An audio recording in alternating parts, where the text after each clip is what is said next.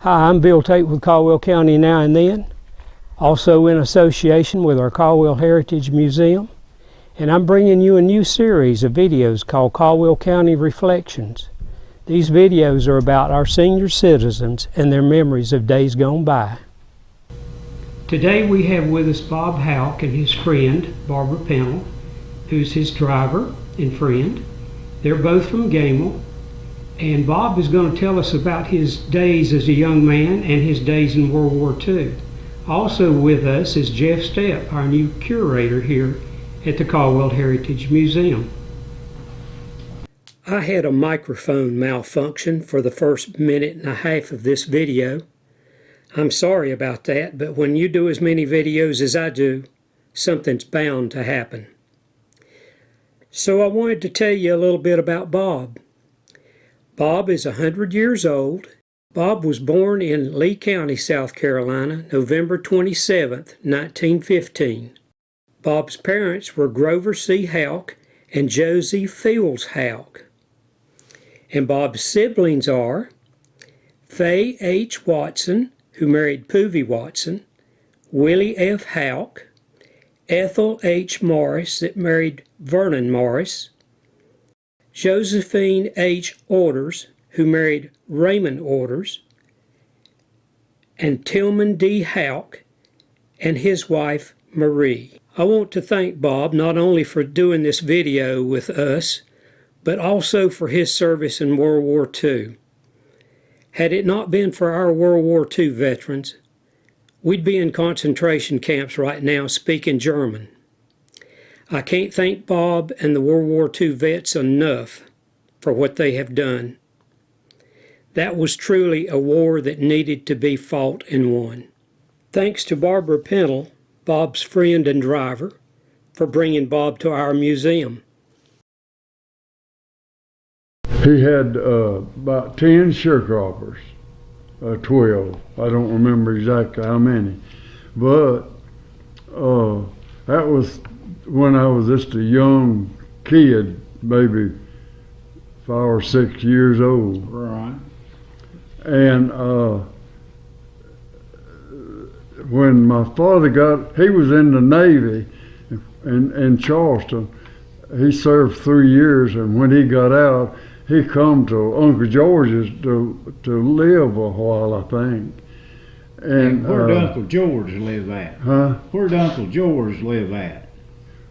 Where did what? Uncle George, where did he live at? He lived at Bishopville. Okay, all right. And my father come to his house to stay or a while, I think. And he met Uncle George's wife's sister and got married. So we were double first cousins. Mm-hmm. And so she died later on, and my mother raised his last child he had, and we went to school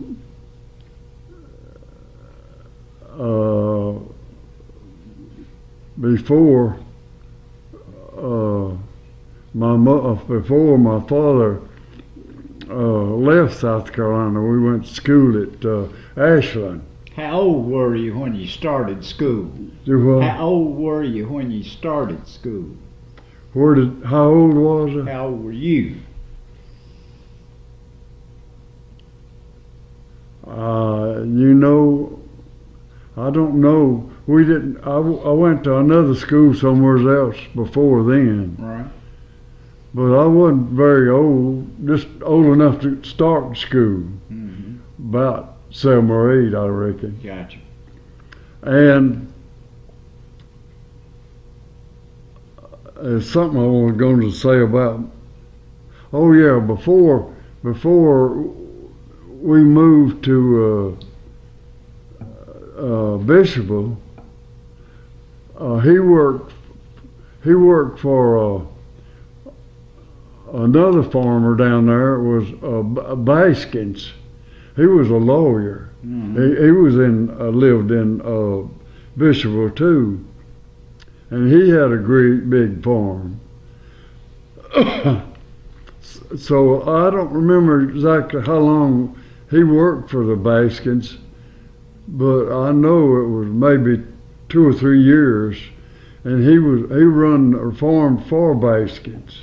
And then we moved to my grandfather's, my mother's father, and he had a great big farm. He had 10 sharecroppers. At that time, that was right after they proposed to free the blacks, you know. But he had those blacks running his farm before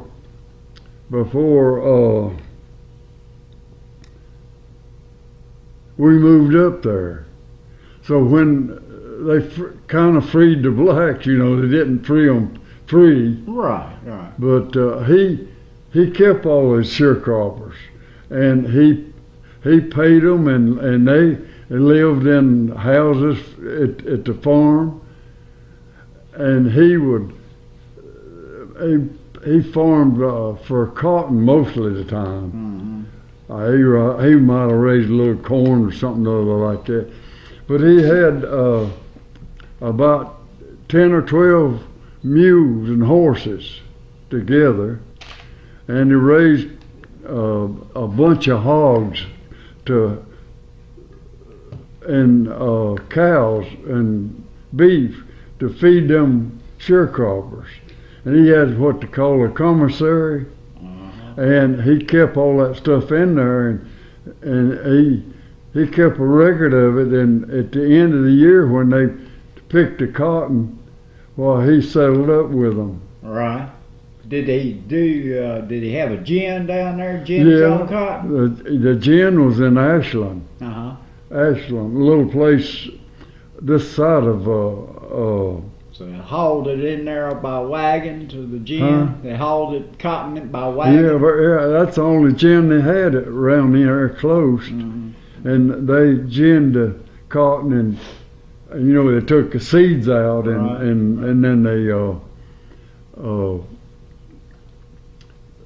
kept them and for the next year. My grandfather was worth a whole lot of money at that time. He was worth about $100,000. That's quite a bit of $100,000 back then was a lot of money. Yes, indeed. And my mother tried to get him to give each child $10,000, and he said, "Well, I'd like to, but said I can't. I've got to keep a seed and buy the fertilizer and keep a commissary and raise pigs and hogs and cows and horses and enough to feed them, you know." Pretty shrewd businessman. Yeah, at that time it was. Yeah. But you know what happened? He lost every bit of that. In the Depression? All except the farm and his home. He still had it. I paid for it. It didn't owe anything on it. And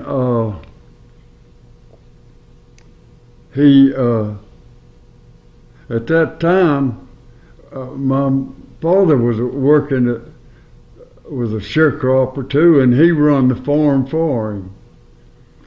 And I don't remember how many years we lived there, but I think it was maybe 3 or 4 years. But I was just a kid then, and we had to walk to Ashland to school. How far was that? Would you? It was a couple of miles. But we went to Nearest Way, and it wasn't as far as it sounded like it was. Right. But after that, my grandmother on my mother's side died, and we moved in the house with my grandfather. And we stayed there about maybe 1 or 2 years. And something happened. I don't know what happened. But you know, that was in the Depression. The biggest depression we ever had, I reckon, besides this lifetime. And we moved from my grandfather's to Hartsville. And my father worked at Sunoco Cotton Mill. I mean, not cotton mill, but paper plant. They made cones of paper for the cotton mill. For the spindles and everything. Yeah. And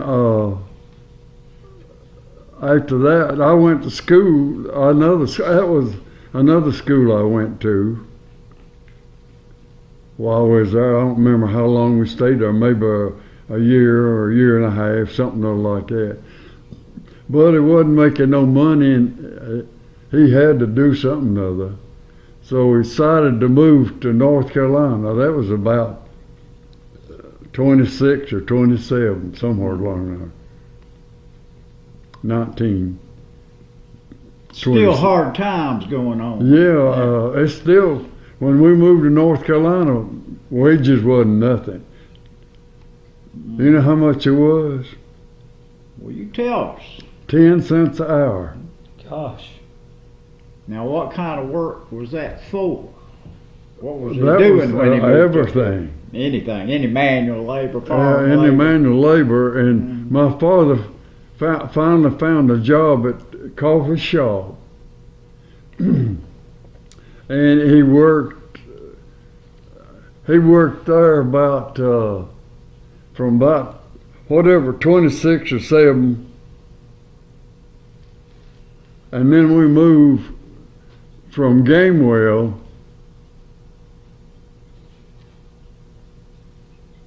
up to his father's house. Where was that at? It was on the Rocky Road. Rocky Road. Okay. You know where the golf course is? Yes, sir. You know where Mike Lackey built the gated property up there? Yes, sir. Oh, our house, my grandfather's house, was on that gated property. I don't expect nothing left of it now up in there. No house. Right. It burned down. Later on, I'll tell you about that. But anyway, I went to school at Gamewell when they first built the Gamewell school. But they tore it down and built later another big school. But that was a big school at that time at Gamewell. It had a big auditorium in it and had rooms down the side of it like this. And there was, I expect, 6 or 8 rooms down the side of that. And this didn't have no rooms in the inside of that. Just downside of the auditorium. And I went to school there about a year and a half, I reckon. I went to school at Gamewell. And you know where the old schoolhouse was at Gamewell? Well, I've seen some pictures of it. You've seen some pictures? I've got some pictures in that over there I was going to show you. But it was just a 2-room school. Didn't have no water or no heat. They had a big pot-belly stove in there, and we had to cut the wood for heat. And we had to use a spring for water. What time of the year did you go to school? Did you go to school all year long, except for the summer? Okay. Yeah. All right. Okay. And we walked from Kincaid Road there across, took a near cut and come out over to old schoolhouse. And it was in, you remember hearing anybody say about that church was there right at the schoolhouse. There was a big, I think, a Methodist church right there, and the schoolhouse was in behind it. All right. Oh, I'd say 500 or 600 yards behind it. And now that's where I went to school at after we moved to North Carolina. First school, and then to Gamewell, and then I don't think I taught a high schooler, and Miss Cheryl and Miss Annis was the teachers. Miss Cheryl was, I think, Miss Cheryl was Frank Maynard's wife, and he was the superintendent of a coffee shop. Of course, Finn Coffee owned it at that time. Right. Know that name. And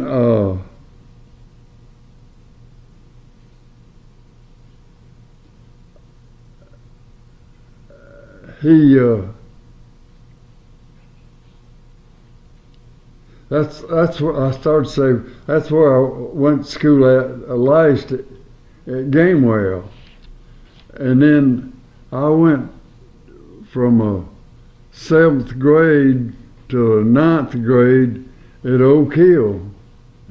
I had a bus to drive us down there. That's County pretty, bus. Pretty good piece over there, wasn't it? Yeah. Yeah. And Ralph Suddeth was a driver. And I went to school down there in 9th grade, and I don't remember what happened, but I didn't finish school.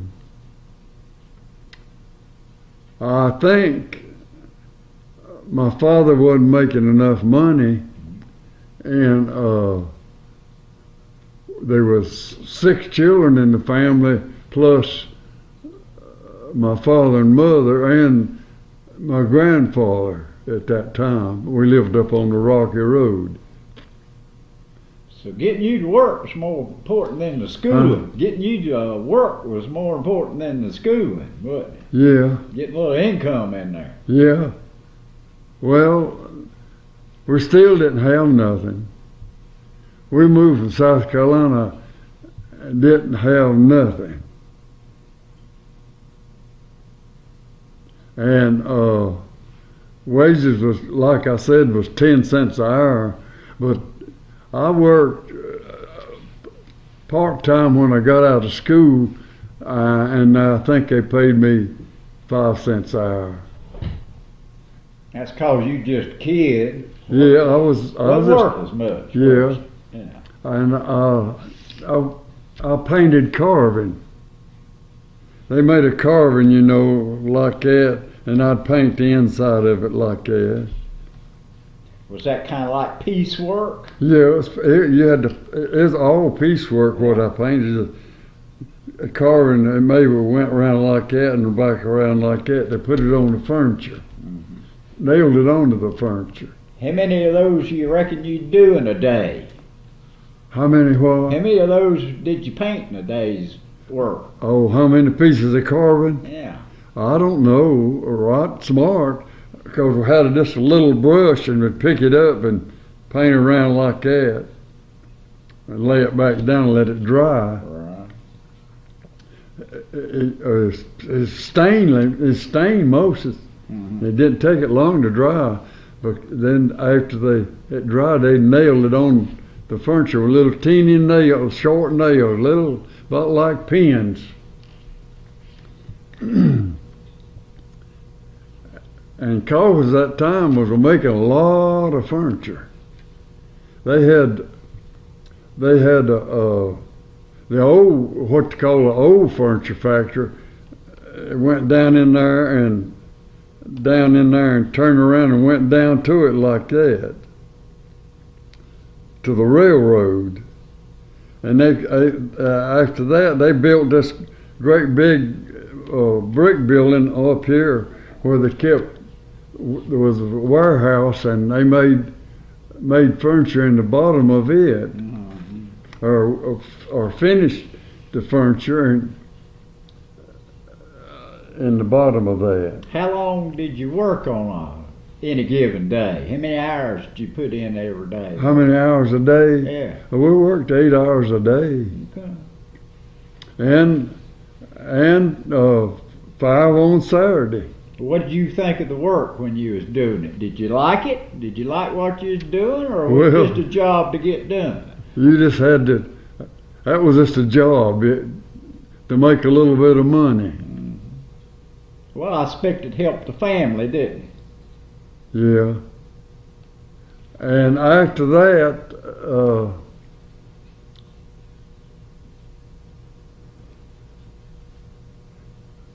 I don't know what. After my father quit the coffees, he done something else. I don't remember exactly right after that. But anyway,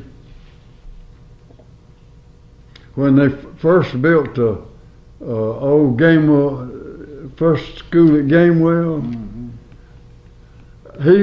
I think he worked for the WPA, and they graded that land down with shovels and wheelbars and leveled that out to build that school. All right.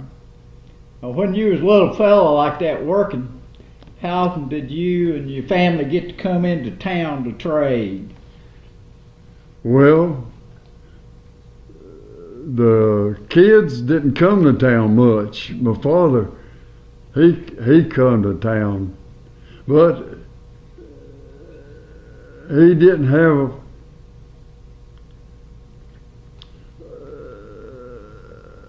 I don't remember how long after that, but my grandfather come to town most of the time in a horse and buggy. All right. And bought the groceries and brought them back. And well, when you got the few times you'd get to come into town with them, what would you do when you were here in Lenore when you was a small? very, very few times when I was that young, I come to town, and I worked at coffee shop and different other places a little bit, and I saved enough money to buy a car, and that's the first car we had, and I really had to buy it for my father to get back and forth to town and what work he done. I bet you thought you was a big dog, didn't you? Well, I bought a Chevrolet. You know how much it cost? $400. Yeah. Don't you wish you could get one like that now? Well, if you bought one like that now, it cost you more than that. Oh, yeah. I mean, even my old one, like that same model. That was a 34 model. And how I saved that much money, I don't know. What gas cost you when you filled it up? 10 cents a gallon. Yeah, okay. And that was a 34 model Chevrolet. And that's how we got backwards and forwards to town after we quit using the horse and buggy. Well, where'd y'all trade at? What stores did you go to when you come to town? Hogan and Laxton. Hogan and Laxton owned a house out there where we lived at Kincaid Road. And when we come to town a little bit with the Kincaids would bring us to town, and my father would buy the groceries at the Hogan Laxton. They had a grocery store, big store. It was up there between Belk store, old Belk store, and the end of the street down there, I think the drugstore was the end of the store, but they had a big store in between. It was I think it was in part of the Belk's building before they tore it down and built Belk's. And at that time, I don't remember how many paved streets was in Lenoir, but I believe Main Street was, and maybe down to that drugstore was the only paved road in Lenoir at that time. Changed just a little bit, hasn't it? Yeah, changed a whole lot. And after that, my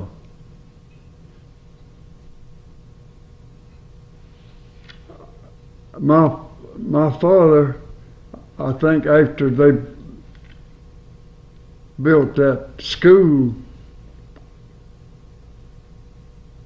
Out there at Gamewell. Yeah. Then he drove a bus a while to that same school. And after that, I think I drove a bus, maybe a year after that, after he quit. For some reason, I believe he quit and started using the horse. We had bought another horse, and they used both horses to log lumber with. And I believe he quit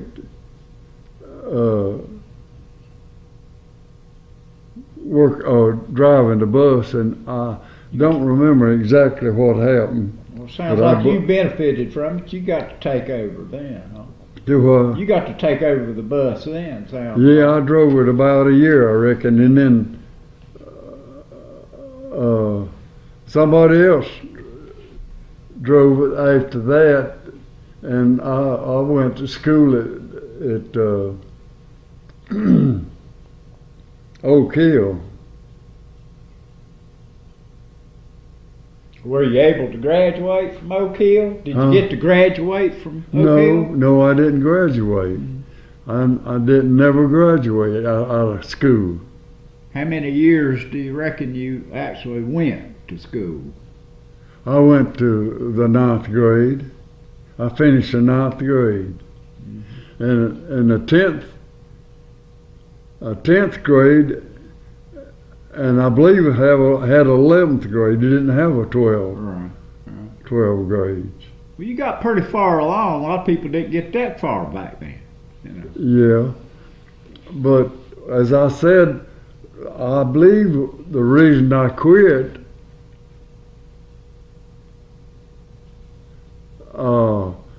my father wasn't making no money at that time, and my family got large, you know. There was 6 children in the family, and my mother and father and my grandfather.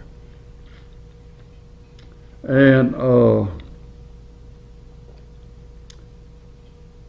after I quit school, I think I worked at coffee shop, a regular.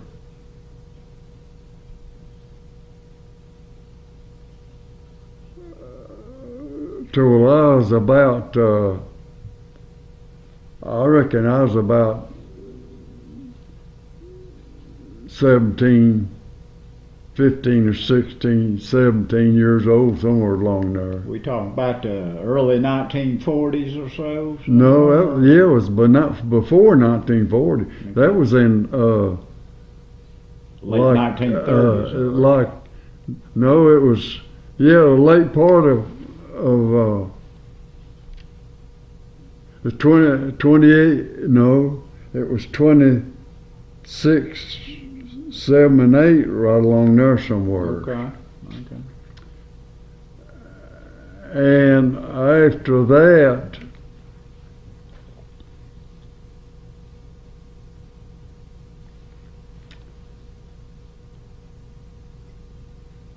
I think after that,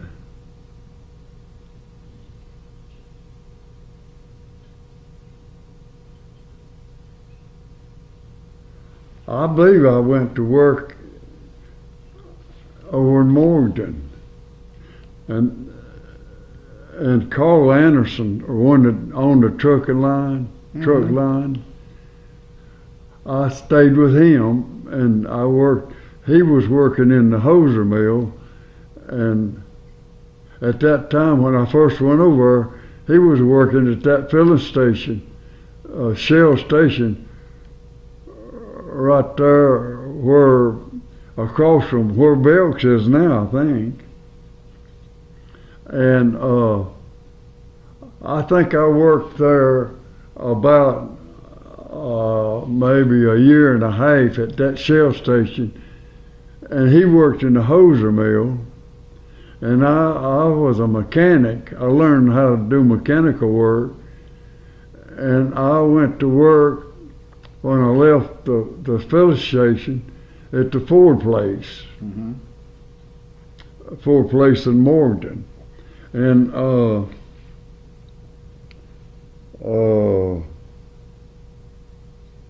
I can't think of them two men that owned it. Yeah, Gaither. One of them was named Gaither, another one was named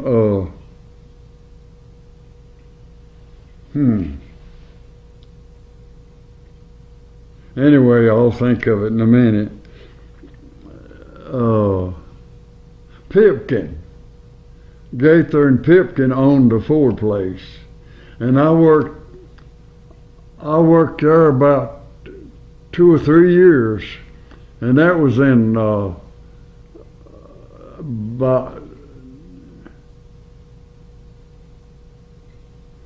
about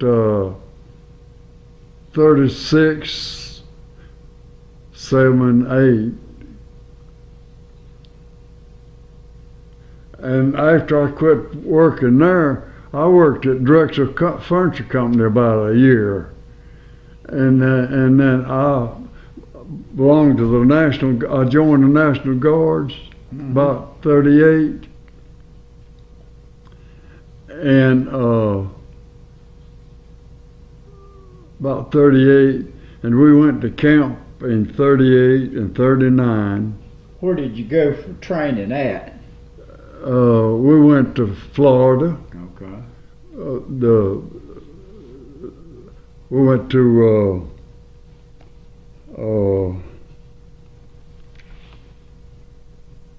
I can't think of the name of the place at Florida. But anyway, what did you think about Florida? That's a lot different. Jacksonville, I believe, Jacksonville was the name of the camp we went to at Florida.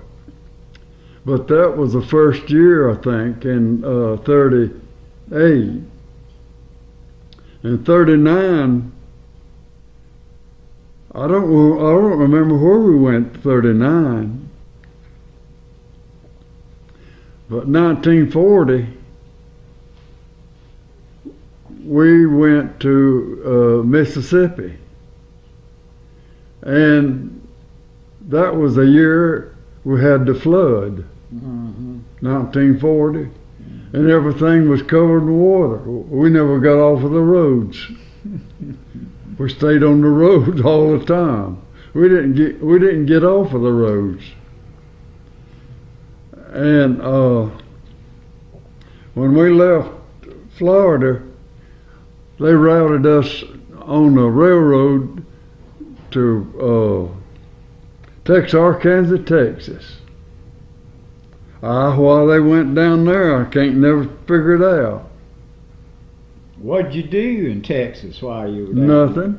We rode the train down there, and they routed us through there and all the way back across the state and come back through Asheville, North Carolina. That was a long trip on the And got cars back and back come then. back to Morganton. And there wasn't no, wasn't no coach cars back then. It was just cars with seats in it. Right. And that's how we rode them same cars from from Florida to Texarkana, back through the states, back to Morgan. Do you remember what your first rifle was that you were issued when you got in the National Guard? What kind of weapon they gave you? I was when I first got in there, I was a private. Mm-hmm. And then later on, I knew how I had to do mechanical work, and they made me what to call a first and third. Mm-hmm. And that was in 1940. And you know how old I was then? I was 25 years old, 1940. And when we got back into Morgan, the big shots and the president and everything knew we was going to war, but we didn't know nothing about it. So they mobilized us in September 1940. Do you remember what division you were assigned to?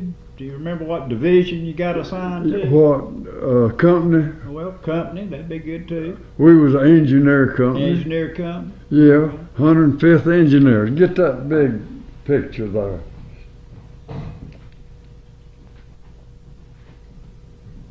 Bring all that big picture over here. What was on that?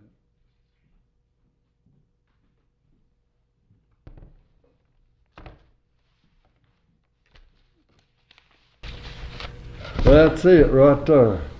Turn around there, Mr. Houck, so he can get that on the camera there.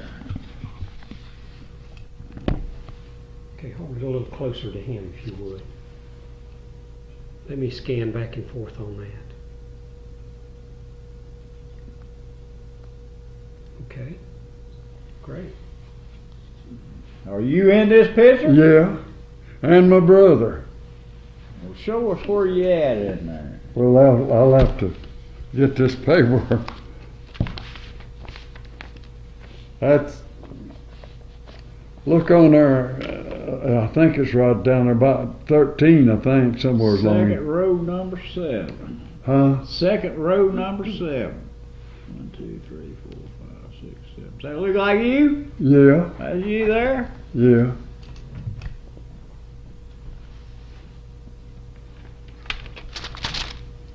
This is it. Hold it, Jeff.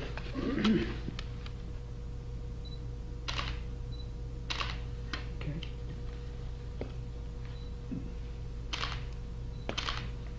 Good. And my brother is on there too. Where's his name? You'll have to look it up. I can't remember. He must be on top. It's way down here somewhere. What's your brother's name? Willie Houck. I don't see another Houck. It's on there. It's 2 or 3 pages okay. there.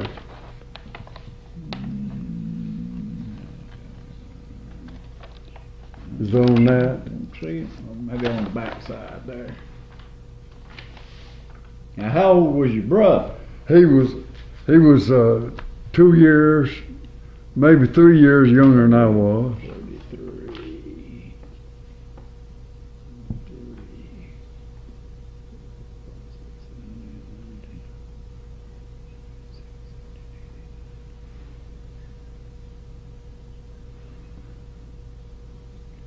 Short fella? That look like him there? He wasn't short. He was the same height as I was. Well, you sitting down, I can't hardly tell. Yeah. But he looks a lot shorter than the rest of them fellas either side of him there. Well, he wasn't in front there, was he? I'm guessing that's top row based on what you got there, but I might be wrong. That's a sharp looking bunch there. Now you say you were what rank when this picture was took? You were a specialist? First and third. Okay. But Where was this photograph taken at? Do you that remember? in Morgan at the Armory. Okay. You know where the Armory was? Yeah. You know where the high school was down there? Old high school? That was took in front of the Armory. I see. It looks like you had a company bugler too. Yeah. Right there he is. And Is that your mascot there? yeah, that was a Pit bull or cap. something? That was a captain's mascot. Okay. Captain Hatcher was our company commander at that time. These his lieutenants here? Huh? Are these his And, lieutenants? yeah, inside there's of- two lieutenants, a first and second there. Right. Amos and Lieutenant Amos and I can't think of the other name right now. But there's another first sergeant there was There's a staff sergeant. I can see his rank, but I can't quite the make staff it. sergeant was Crumb, Mhm. and first sergeant was Must be that fellow right there. yeah. I see they're wearing, the officers are wearing them campaign hats. Yeah, there. yeah. Do you have any of your uniform left when you was in the service? Had any what? Any of your uniform or your gear? You got any of that left from when you were in? Yeah, I've got my gear. I've got my uniforms. I bet you can still wear it. I Correct? probably could. Yeah, you look like you could. That's it right there. That's a uniform. Hmm. I see the engineer insignia up engineer. on the collar there. Yeah. Yeah. That was your unit insignia right there. The I was- 105th. I was 25 years old right Well, there. you're a handsome devil. You're still looking. I believe you could get a woman or two if you put your mind to it still. I do. You never had seen that, had you? Let's set that back down there, Mr. Houck. Something get hold of that. And let's see, where was it? Well, you still in the National Guard. The war hadn't broke out yet, but there was rumors of war. We didn't know anything about that, Mm-hmm. but all the generals and the President of the United States knew we was going to be in war.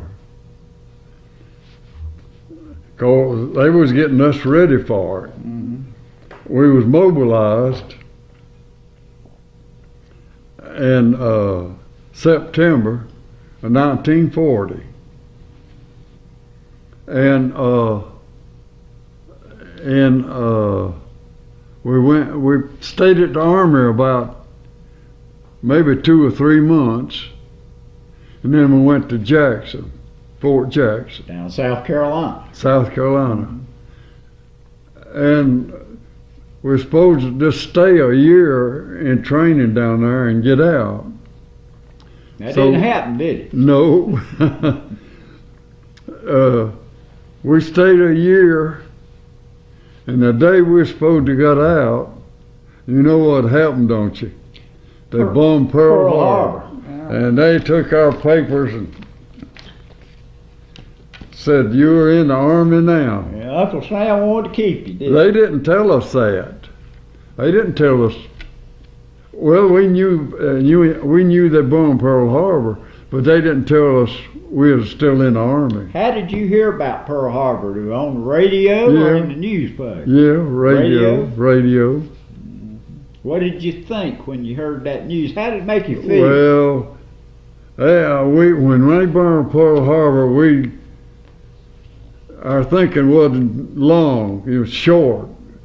We knew we was going to be in the war. But how did that make you feel? Were you mad? Were you excited? Well, How you did know- it make you feel? You know, I really didn't think much about it. I didn't realize What it what all we had meant? to go through with. Yeah. I was just 25, and didn't have no idea what we had to go through with. That probably was a good thing too, wasn't it? And when we was mobilized, we stayed in we stayed in Jackson. The rest of that year. What month did they bomb Pearl Harbor? That was in December, I think. In December? Well, it wasn't long till they moved us to Charleston, South Carolina. Closer to the boats then. Huh? Closer to the ships then. Well, you know, we didn't ship out from down there. We stayed at that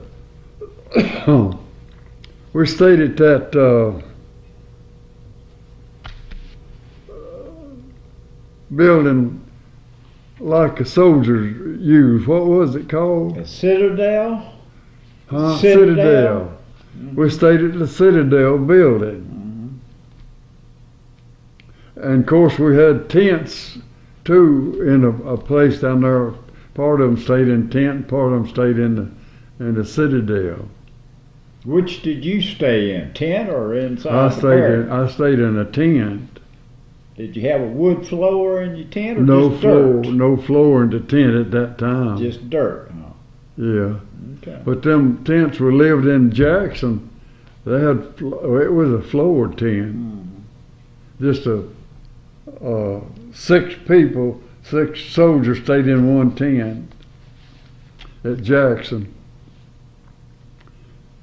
And after we left Florida, we built, while I was in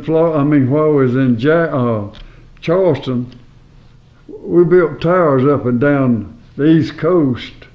Oh, for radar? Towers, lookout towers. Lookout towers. Yeah. Watch the beach and the coast. Watching the coast. And they sent a bunch down to Jacksonville, and they went across from Jacksonville in a boat that belonged to Reynolds Tobacco Company, and Reynolds owned a island out there, and they went out there and built towers on it. Now, were you part of that detail doing that down there, or did you? Part of my company. Okay. They probably moved one platoon or maybe two down there, and they carried lumber out there on that boat and built towers on that island. And we stayed down there I didn't. I was down there one time, went down there one time after they went down there. And when we come back to Jackson, then they started moving us up north.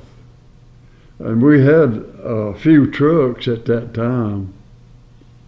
I don't remember, it wasn't, but we had maybe 4, maybe 6 trucks.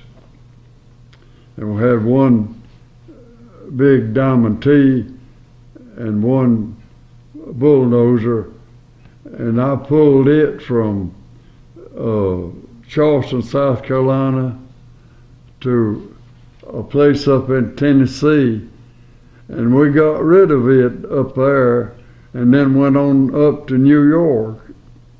And we stayed in New York about, I don't remember exactly how long we stayed, maybe a month or maybe 2 months.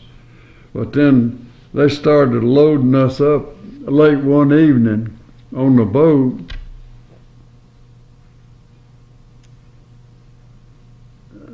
And they pulled out from docks. I didn't even know when they pulled out from the docks.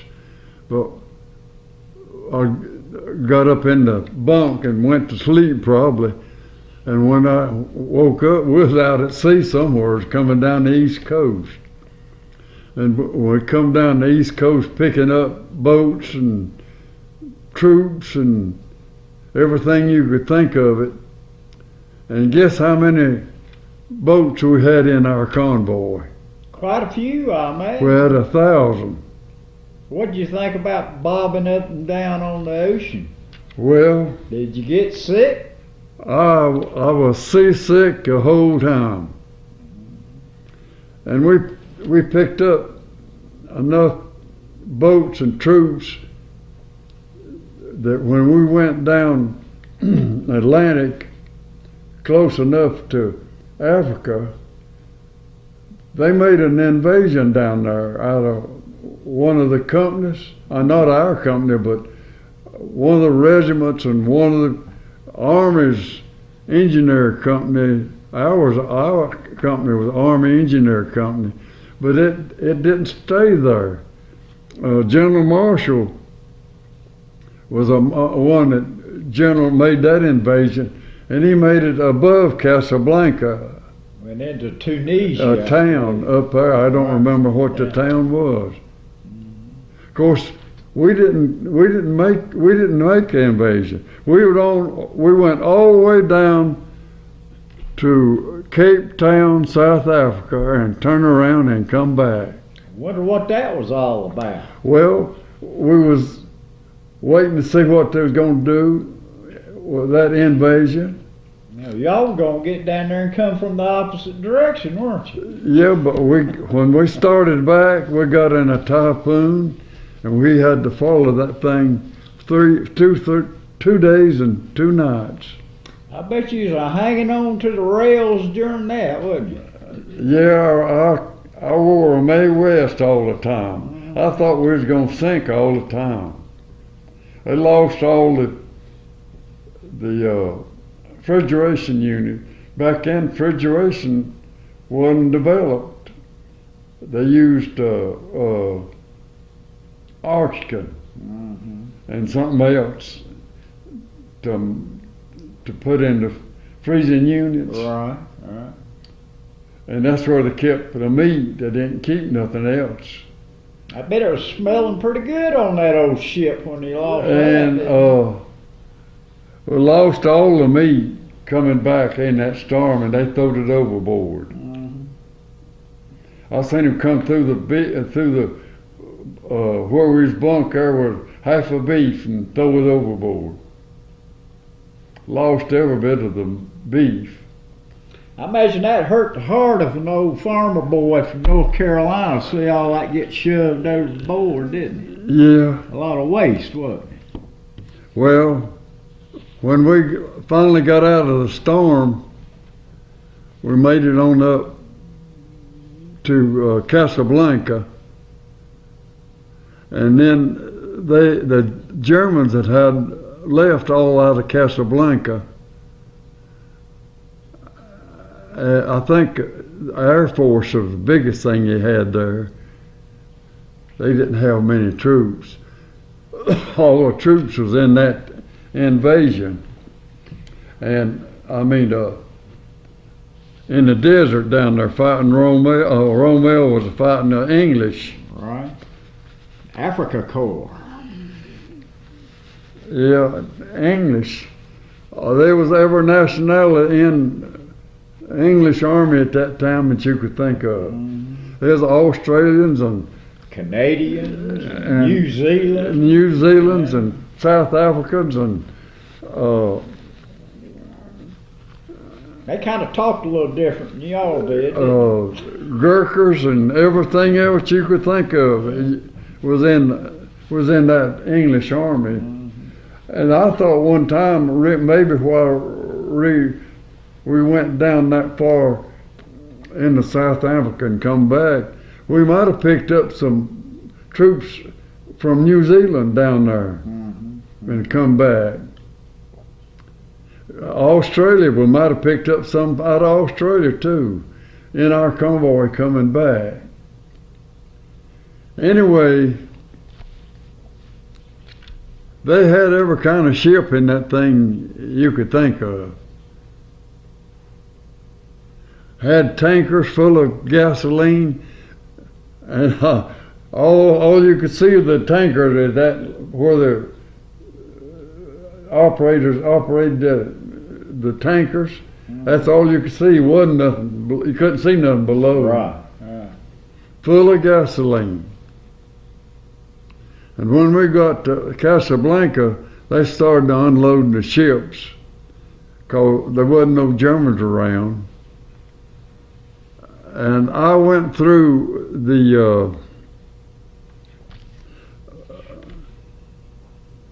house they called I guess they called it a theater, but they made pictures there. And I went through that house and there wasn't a person in it. That was a house that they made, Gone with the Wind. Mm-hmm. That film they made. Who was in that? Clark Gable, Vivian Lee. Vivian Lee. Mm-hmm. Well, that's where the picture was made, and I went through that house, and there wasn't a person in that house. So they started unloading the ships, everything out of the ships. I bet they must have had 100,000 bushel of iced potatoes. They had a big swimming pool on that boat we was on, the Monticello, and it was full of iced potatoes. They even had them tied on the outside, on the decks, in boxes. Now, did y'all have to unload all that? Yeah, I had to unload all that. And they put it in a big dump out there, and they put us over the dump, my company over the dump. But you had to guard it? Company B, 175th Engineers.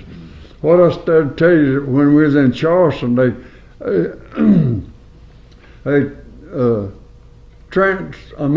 separated our companies. We was 105th Engineers in Charleston, and when we got to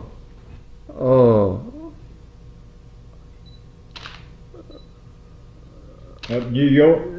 when we got to Charleston, they divided us up and made two companies and left 105th in the States, and 175th went overseas.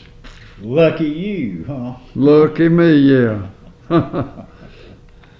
Well, after the North African campaign, Yeah. what'd you do then? They was on the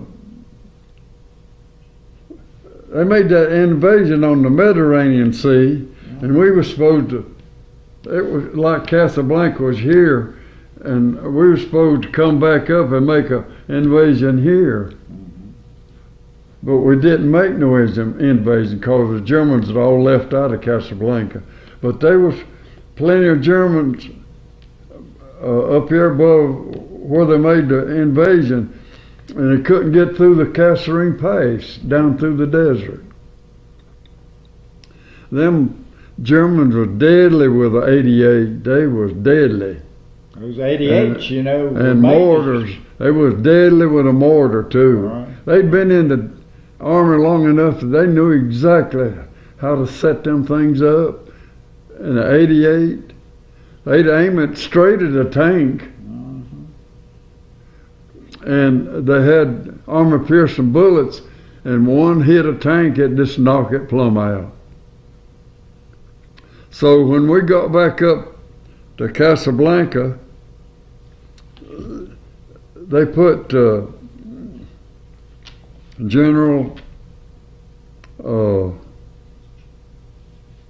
Patton, 2nd Armor Division. Guess you And hit he to went- Sicily then. Yeah, he went way down in the desert like that and got behind the Germans and got them moving. And then they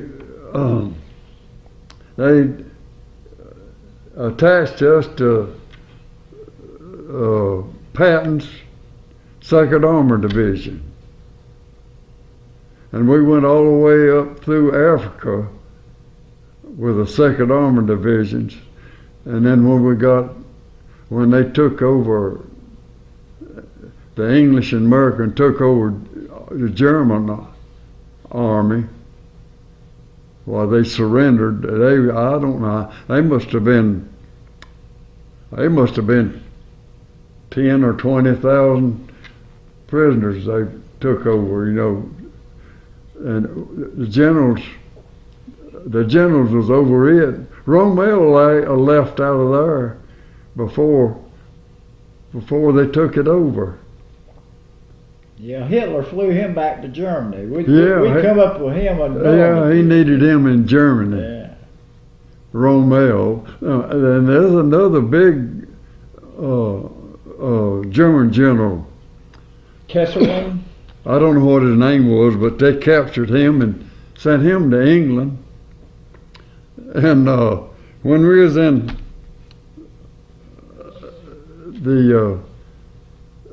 that big seaport, the seaport was a big import. I mean, not an import, but a seaport. And there's this room for a big ship to get in and out of that. There wasn't no water out here, Right. Just big enough for a battleship to get in and one to come out. Couldn't get out at the same time. And that time, the French owned that battleship. I mean, army that was in that port. And the English wanted to take that over, and they wouldn't give it to it. It belonged to France. The Navy belonged to France, and they wouldn't give it to England. So what's a English general's name? Montgomery. Montgomery. He got a hold of President in the United States, Franklin. No, Roosevelt. was it Franklin? Franklin Yeah. Roosevelt. Yeah, you got her. Roosevelt. Mm-hmm. And they talked it over, and Roosevelt told them to go ahead and bomb the Navy if he didn't want to give them to them and take it. So they went over there and bombed it. I don't know how many bombs they bombed it, but there's only one ship got out, and they got the rest of it. But they eventually got that same ship back. But when we landed at Casablanca, French was building a battleship, biggest in the world at that time. And it was sitting there in the harbor with a big hole blowed in it where the English had hit it. Blowed that hole, and they towed it down to Casablanca, but you don't know, I didn't know what to done with it. They pulled it somewhere and finished it. Their guns was on it, but there wasn't no motor in it. All right. But they used coal back in them days, you know, to power the boat. It was what we call dead in the water. Yeah, I used coal and burned it and powered it through a big furnace and made power out of steam, you know, and out of steam engine. And you know how big them engines are? Mighty big ones. The piston in it was 4 foot. About that big. The piston. That's a little bigger than what you was looking at in the mechanic days, wasn't it? That was a sight to see, wasn't it? Yeah, you could crawl up and down in the cellar walls. But I don't know what they ever done with that ship. They took it somewhere and finished it. Now, did y'all get sent up to Sicily and Italy after that, or where did y'all go after Africa? We crossed over from Africa to Sicily. Did you land there? I'll tell you what happened. When we left out of Africa port, I don't have any idea, and my brother don't know how I got over to Sicily. He knows how he got over there. attached them to the British Eighth Army. Mm-hmm. But I don't know how I got over there. Do you remember where you landed on Sicily? I don't know where I landed. Was there a town or a city or just I a don't beach? know. I don't know. I'll tell you what happened. God made me invisible to my own self. Might have been a good thing. And when I come to, I was in Sicily, and I was walking up a sidewalk towards a house, and the sidewalk was about that high, and a big old cur dog was chained up there to a tree or something or other, and he running out right to that edge of that rock wall. And if he hadn't have been chained, he'd have probably eaten me up. Yeah. Because he hadn't had nothing to eat in a month. And that's when I come to myself. And we went on up. The companies was walking up through Sicily like that, and we come up there to a bivouac area, and then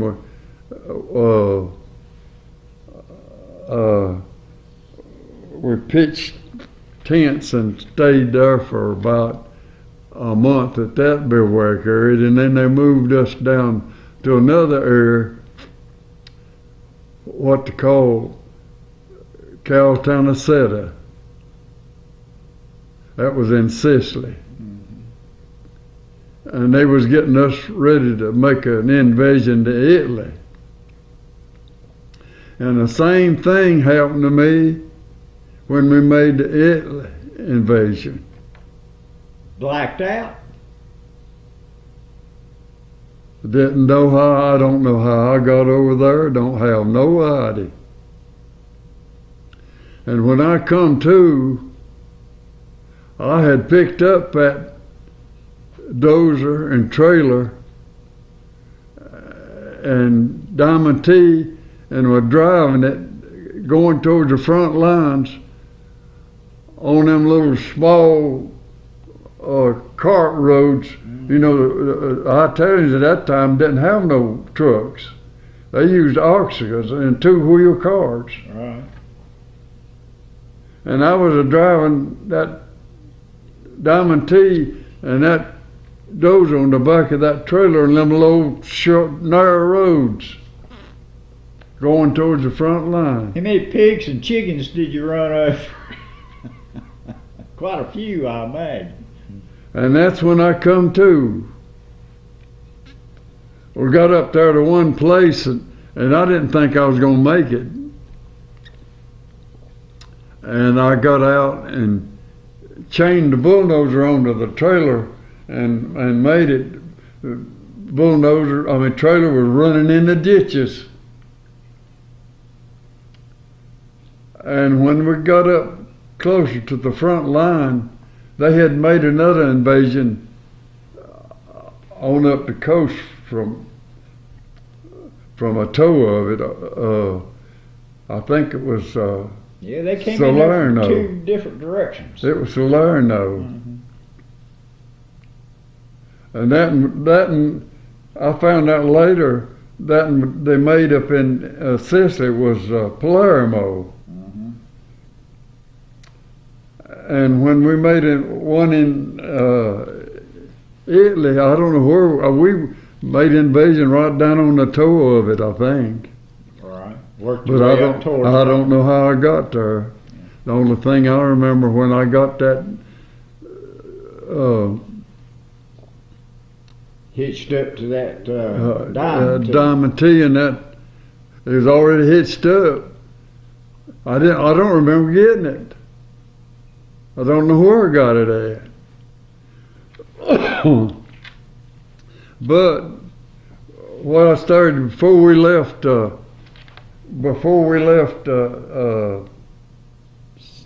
North Africa, we had picked up a trailer a German trailer that they had jerked the eye out of the tongue, and just left it sitting.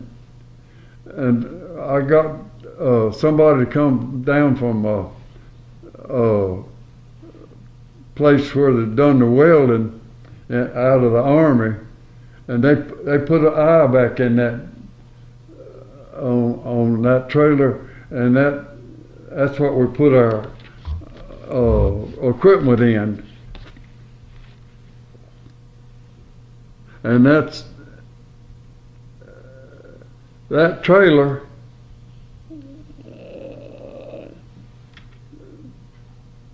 I never seen it till way up in Italy somewhere. It was up on the Arno River there where Leaning Tower is, where we started to build a bridge. And that's the first time I'd seen that trailer since I left Africa. It's amazing it was still with you. Huh? It was amazing it was still with you that long. Yeah. And after we left, after we got up through there, well, one thing I wanted to tell you about is when we run up with the Germans at Salerno, well, it was winter time, and the Germans stopped fighting, and we stopped fighting, and we just kind of dug in. Lived till 2 or 3 months till the weather started getting warmer, and the Germans thought they'd overrun us again. So they was mistaken there. They made invasion. They made a attack on us, and they had horse-drawn artillery. I think it belonged to the Italians mostly. I don't believe the Germans had. They had tanks, had their artillery on their tanks.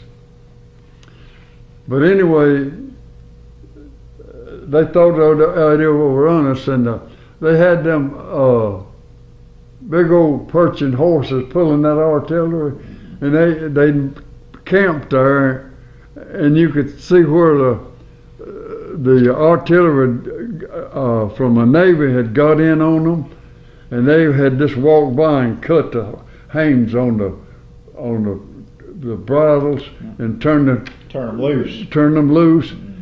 And them perching horses had big gashes in them like that where the shells had hit them. Just jerked a piece out of them about that long. And they was 2 or 3 of them just walking around there, and them Italians started gathering them up and doctoring them, I went down there where one, he'd already gathered up about 5 or 6 of them and was doctoring them. But, I never seen no horse artillery after that. I guess they done away with that. And so the Germans thought they'd overrun us, and we had 50 calibers and 40 calibers, Akiak. Did you have them mounted on half track? They had them mounted on something or other. I don't know what they had them mounted on. But instead of shooting them up in the sky at planes, there wasn't no planes. They let them down and shot the Germans as they come in like that. All right. And they were about to overrun us, and they called in the artillery. And they had our artillery shell that had a nose piece on it. They could set it, and it exploded about that far off of the ground. And that's what That's what done all the damage. Sent all that shrapnel through Yeah, there. it just splattered like that when it got that close to the ground. Now, where were you at when all this was going on? Deep in your foxhole? Well, we didn't do much fighting. We was engineers. You support. We the was boys. sitting back. They took all our trucks and give them to the people delivered shells and eats and stuff like that to the army. And after that, why, the Germans, I don't know how far they drew back after that, but I remember going through Rome, just driving straight through Rome. Headed up north to the mountains. Yeah, going north. And when we got up to the Arno River, that's when they stopped us, and that's when they were going to build a bridge. Get that other bag. Yes, I'll show you that. There's a picture of my brother. You want to take that? Yes, I'll scan these in a few minutes when we're through. Mm-hmm. Well, that's how. When y'all got wrapped up there in Italy and everything, did you go to Europe, or was that pretty much it? No, we didn't go to Europe. I think the bridges is in there. We built it right below the Leaning Tower. Pisa, Italy. There. Yeah. On the Arno River, we didn't know the name of the river at that time. They didn't tell us what river we was going to build a bridge across. They just told you what to do. They said, we need a bridge right here, I want you to build it. We didn't know where it was, North Africa or South Africa. Yeah. What I started to tell you a while ago, we didn't cross but one river in Africa, and it was about the size of Mulberry. Wasn't a whole lot of water in North Africa. No. Yeah. And we hadn't had nothing but to eat much at that time. Hardtacks and cheese and stuff like that. So we went a-fishing. Now, when you say hardtack, you need to tell people what that was. That's just big old cracker. Yeah. Yeah, just big cracker. Hard. It was cracker. a big cracker. And cheese. Had to soften that up a little bit just to gnaw on it, didn't you? Yeah. So we went fishing. You know why we went fishing? Took some hand grenades, went down there and went fishing. Well, that made it easy, didn't it? We caught a trailer load, a small trailer, and we took them back to camp and cleaned them and eat them. Tasted pretty good, I imagine, didn't it? We really had a feast. Well, when you wrapped up there in the Italian campaign, what did they do with y'all then? Well, when we first got up there to the Arno River to build that bridge, it took us 2 weeks to build it. 350 feet. Was it a pontoon bridge or? Yeah. No. No. It was they drove a pile on each end about 50 or 60 feet and put a bailey in the center of it. Yeah, English bridges and Bailey bridges, yeah. Well, it's an English bridge, but it was built in the United States. It was a erector set, what we called it. Had a female and a male where you put them together. Both, yeah. The bottom and top. The panels are about 4 foot high and about 5 foot long, maybe. It took 4 men to carry one. How long you reckon that bridge was? How long was it? 350 feet. Pretty good sized bridge then, wasn't it? Yeah, there was probably two companies. I think our engineer company, 175th Engineers, B company, and I believe A company was on the other end of it, building, and then they had somebody on the pile driver driving the piles. And where they got that pile driver, I don't have no idea. But they got it quick.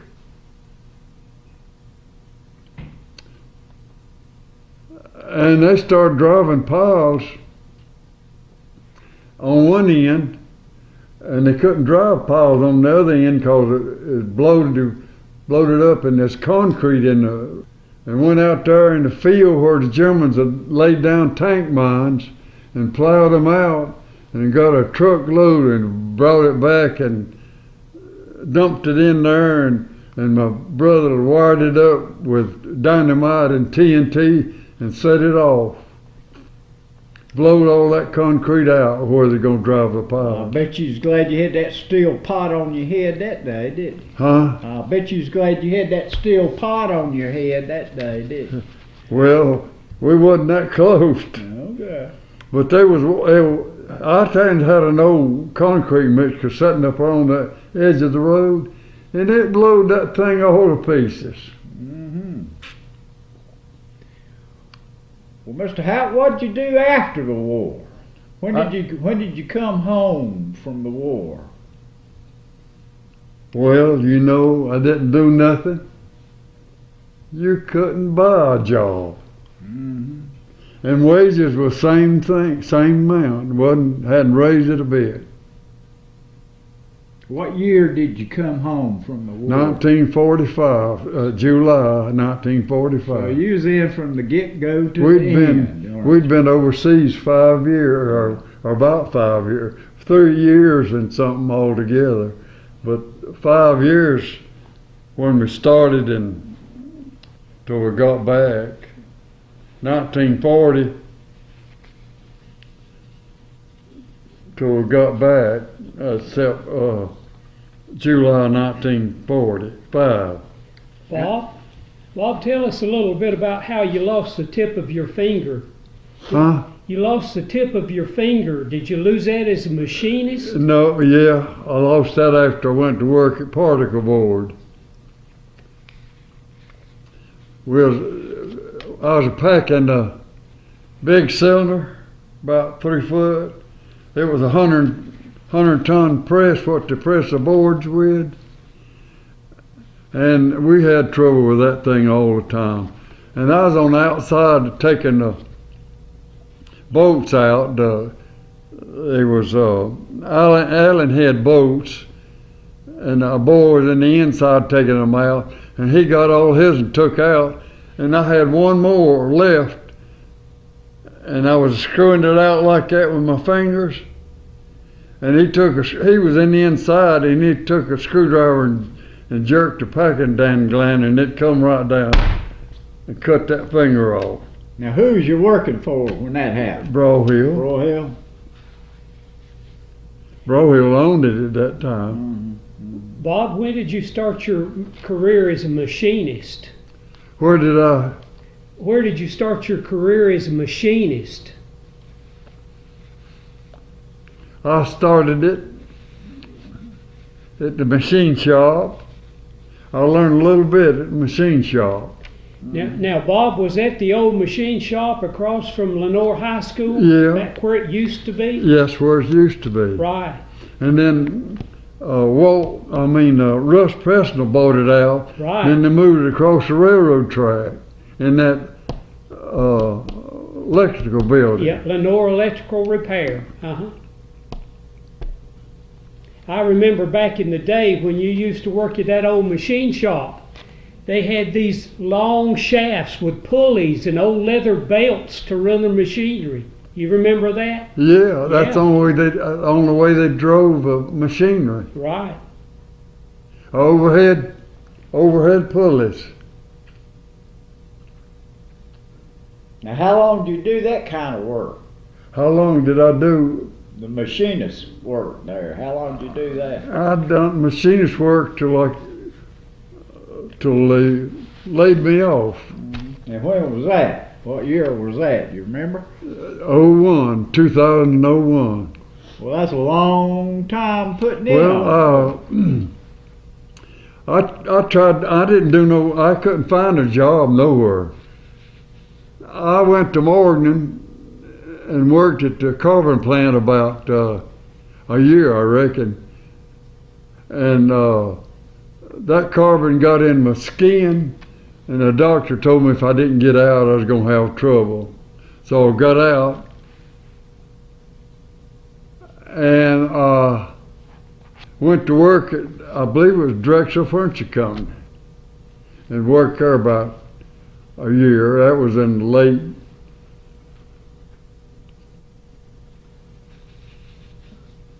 I was in 39, I believe it was.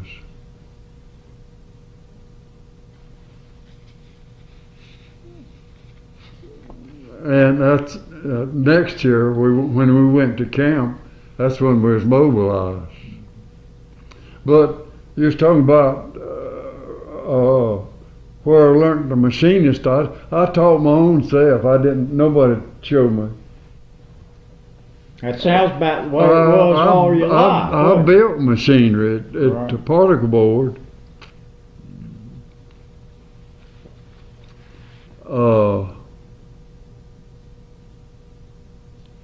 I worked there I think I went to work there about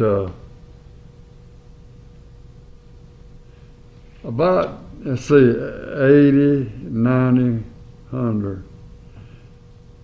So it was sometime in 1970 before I ever found a job. I wasn't making nothing. Bob, how did you learn how to run a lathe? Who had a lathe that you learned on? The what? The lathe? Lathe? On the lathe? Yeah, how did you learn how to do I that? did. I was the only one that used it. Did you have your own lathe? Huh? Did you have your own lathe? Yeah. Did you say I had my own lathe? No, a particle board had it. They had a lathe there, a great big one. It had a 3-jawed check and a 4-jawed chuck, and chuck was about that big, and a great big lid had a I believe a 15 or 16 foot bed on it. And I run that thing all the time that I was there. Of course, I run the milling. I had a milling machine, and I had a big bandsaw, a metal bandsaw. It cut metal, and had all kinds of welders, and I'd done all the mechanical work on the welders and the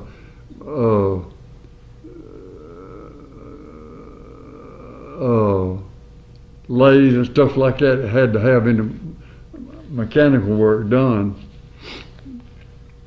But when they sold that stuff, somebody told me that that place that made the dog food now down there, Prime Pet. yeah, they said that they bought that machinery stuff out of there. So it's still around, huh? Huh? So it's still around. I don't know where it's at. Yeah. There was a lathe and a big press that I made, a 100-ton press,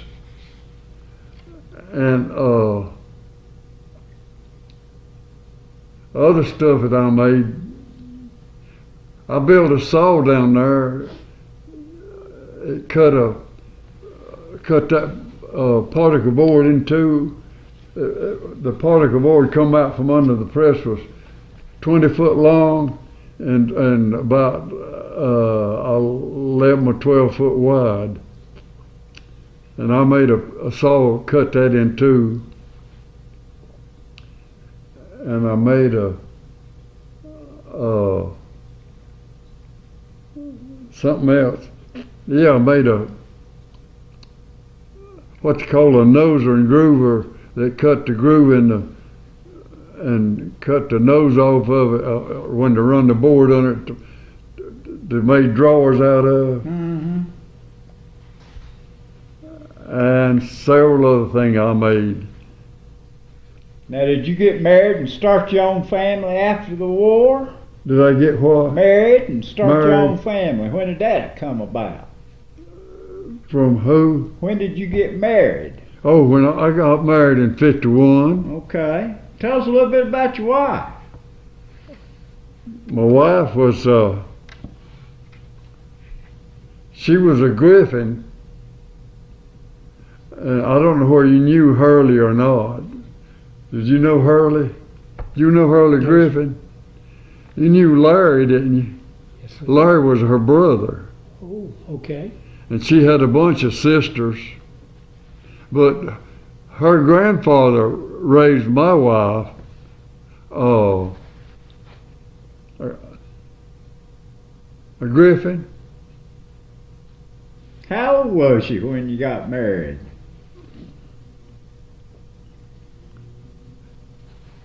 Well, I was, let's see, 25, 35, 45.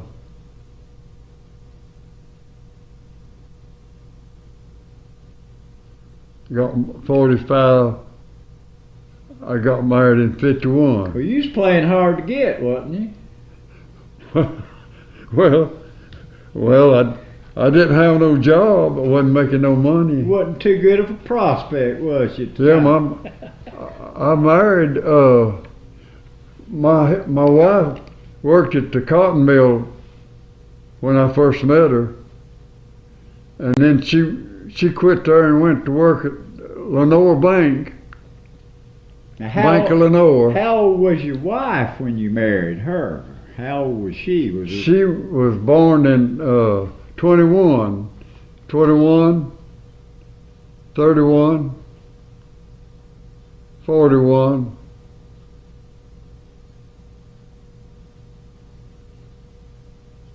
Y'all weren't high school sweethearts, is what you say. No, Yeah, I met her in about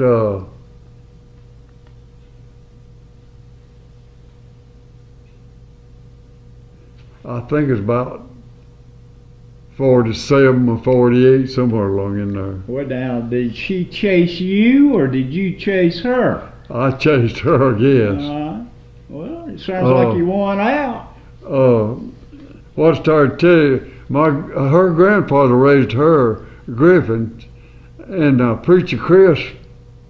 You knew Preacher Chris, didn't you? Don't think so, Bob. You didn't know Preacher Chris? I don't think so, no. Well, he partly raised her. They live right close to the Griffins up there. Preacher Chris did. Where'd he preach at? Everywhere. He was a circuit preacher? He was kind of a circuit preacher. Mm-hmm. But he'd preach maybe 4 or 5 years at a place and then go somewhere else. Yeah, I got you. What, Baptist, Methodist? He's Baptist. Baptist, okay. Yeah, fully Baptist. All the way, kind of. All the way. That's all he knew. He was from Collinsville, and his wife was a Griffin. She was my wife's aunt. Mm-hmm. Well, now, do you have some children? Me, no children. Okay.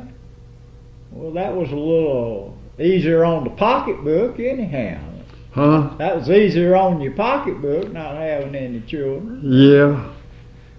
But at that time I wasn't making nothing. Right. I didn't make no money till I went to work at Parker Board. $2.50 an hour. Mhm. That was wages. I mean, that was a minimum wage at that time. Right. You learned how to get by with it, though, didn't you? Well, I taught myself all I knew. When you look back on your life there, do you feel like you've had a good one? Well, in a way, I've had half of my life was not so good, but the rest half of it was good. Well, that's all any of us can expect, isn't it? Huh? That's all any of us can expect. At least Yeah. part of it's good for us, anyhow. Well, Bob, I need to scan some of your photos here. Is it okay if we kind of stop? Is it okay to stop now so I can scan some of your photos? Yeah. Okay. Well, listen, Jeff and I want to thank you and Barbara for being here today. We really appreciate it. And you'll get a free DVD for doing this. You'll get a free movie. You can Okay. pop that in there and watch something side the news on TV that night. Thanks for being here, Bob. Hi, I'm Bill Tate with Caldwell County Now and Then, now in association with our local museum, the Caldwell Heritage Museum. If you like what we do, please donate to our museum. The address is 112 Baden Street, Lenoir, North Carolina. Thank you very much.